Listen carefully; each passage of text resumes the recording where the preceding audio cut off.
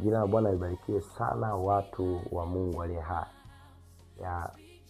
Wahenga walikuja na kauli yao wakasema kwamba wengi wape. Lakini leo nadhani wahenga wanaweza wakawa wanashangaa jinsi mambo yalivyo.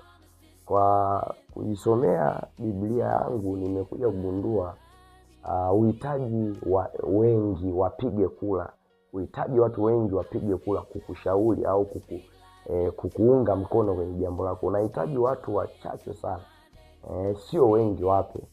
Kwenye habari za wana wa Israeli, kuna wakati walikuwa wanaenda kwenye ile nchi ambayo Bwana amewapa.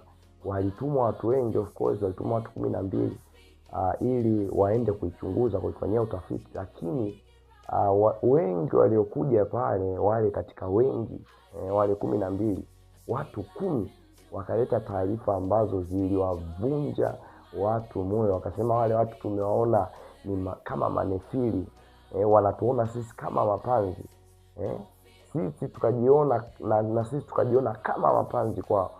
Kwa wale watu wengi wakaleta taarifa ambazo zikaleta taharuki sana kwa wale watu, na mpaka ndo Kalebu na Yoshua wakaleta taarifa nyingine njema za ambazo ndo muono wa Mungu.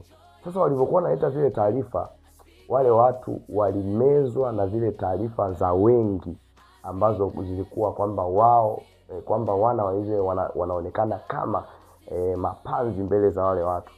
Ndugu yangu, mimi nataka nikwambie ukweli, unahitaji watu uhitaji nini? Uhitaji kauli za wengi wape. Kwamba watu wengi wanasema hivi, watu wengi wanasema hivi, mbona dunia inasema hivi?